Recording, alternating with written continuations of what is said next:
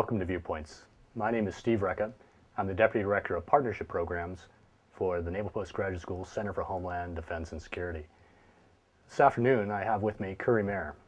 Curry is the Director of the California Specialized Training Institute. Curry, welcome. Thank you. It's good to be here. Yeah, it's great. It's great to have you on the show.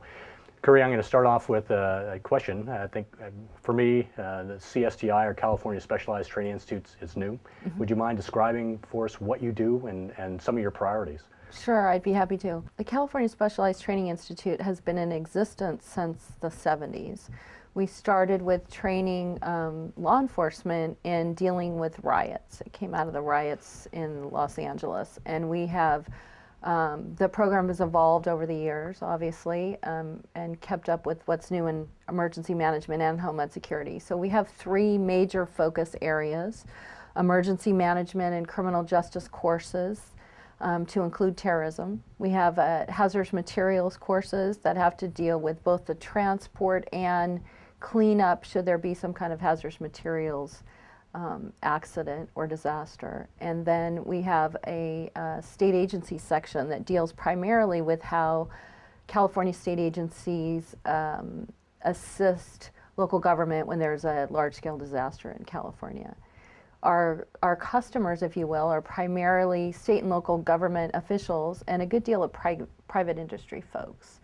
And when I say state and local government, that includes not only first responders, but those in public health, emergency medical, public works, utilities, those kinds of things.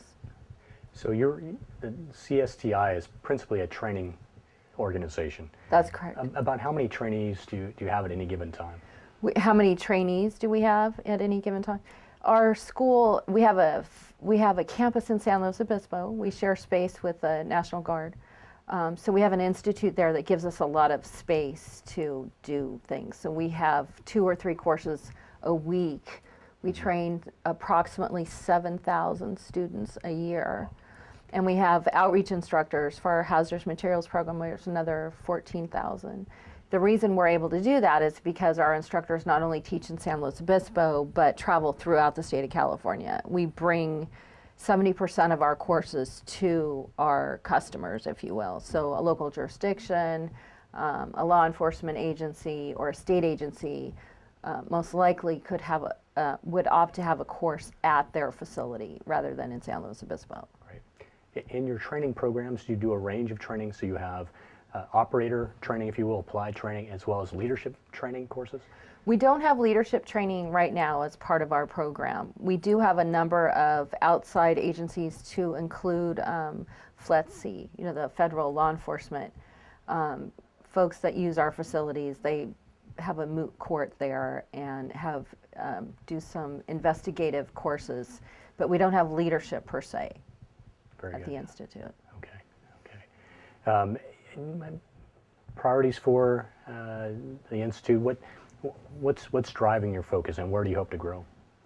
What's driving our focus at this point is that really we've decided, our managers have decided that really to be able to continue to compete in emergency management and homeland security and to keep up with the growing trends, if you will, in education and training, that we really need to take the next step and have partnerships with university and graduate programs throughout not only California but in other places as well. And unfortunately, there hasn't to date been one program in California that has really stood out at the university level. There are a number of different types of programs. We have an agreement with Cal Poly in San Luis Obispo. We have a certificate program in emergency management, terrorism, and crisis communications. But we're kind of at the forefront or in the planning stages still of working with the Cal State University system to put together a master's degree program based on our training. So evolving from a training institute to making that link with education and really becoming part of that, sharing instructors and whatnot. And that's how, that's really what we see as the future for growth. Yeah, very good. It sounds like then that what you're trying to do is kind of complete the cycle of training and education. So yes.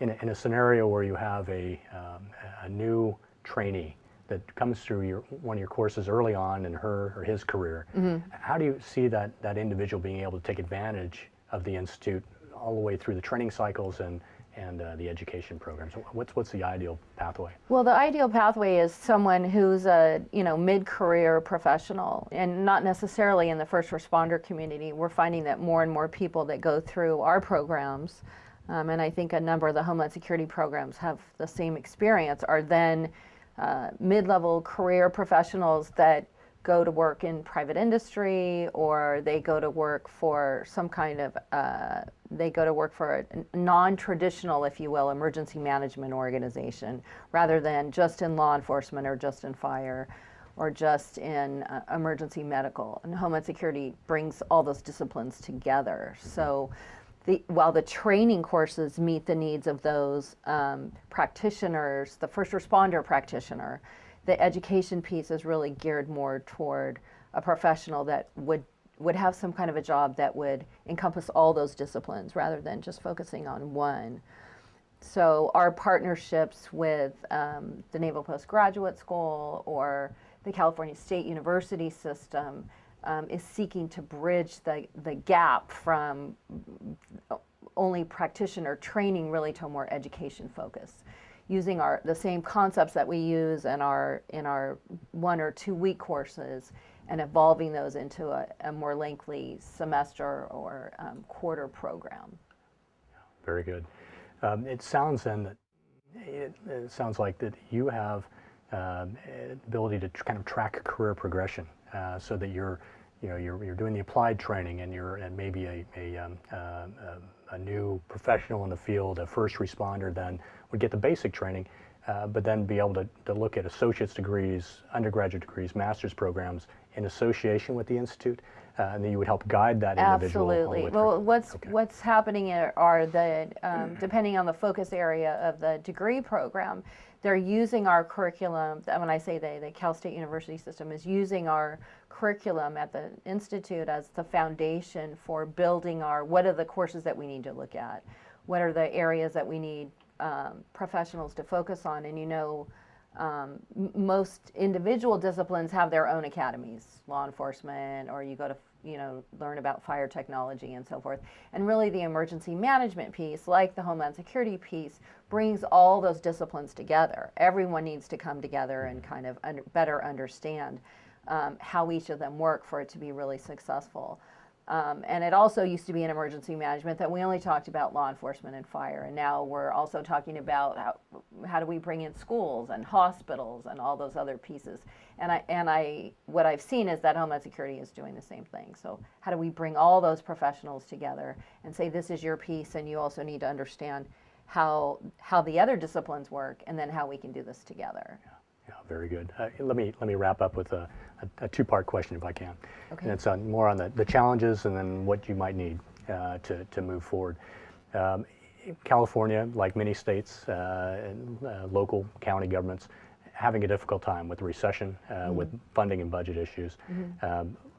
Funding plus others, what are the greatest challenges that are impacting the Institute right now? And then the second part of that question is, again, if you had a wish list, what would be the 1-2 things that would really help you succeed? Okay. Well, the biggest challenge, of course, is funding.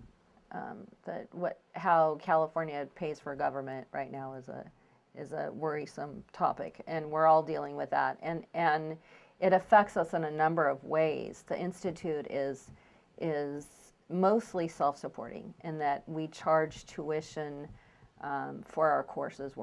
We have a full cost recovery requirement. However, we are reimbursed after the fact by tuition. So our instructors are challenged with being paid prior to the money coming in. So we do have about a quarter of what we do is from the state general fund. So we're constantly dealing with how are we going to make this happen with that requirement, and looking for funding. Everyone's looking for funding. The advent of Homeland Security sponsored courses, or courses that are eligible for Homeland Security funding, has helped a great deal. We have more courses approved by Homeland Security than anybody else in the nation. So that's a good thing. We're constantly looking for more instructors that are able to travel and carry our courses throughout the state. I think the other challenge is harder to define. How do we not only make this transition to the degree or university programs, but who do we pick to develop what the criteria is for making that happen, and how do we make sure that all the disciplines that need to be included are included? And that's a problem that I don't see being worked out all at one time. I think as we go through the process, we'll continue to evolve how we're going to solve that part of it. And if I had my wish list would include that we don't have to worry about funding, and that we have double the number of instructors that we have right now. But I think a lot of that will work itself out once we get to the next step. We've done a lot of planning with the university systems in California. So really the success will be once those programs are up, and what do they look like? Yeah, it sounds like some of the very similar challenges for university programs in Homeland Security around the country. Great. Thank you, Curry. Thank you for taking time on Viewpoints. Everyone, thank you for listening. This is Viewpoints.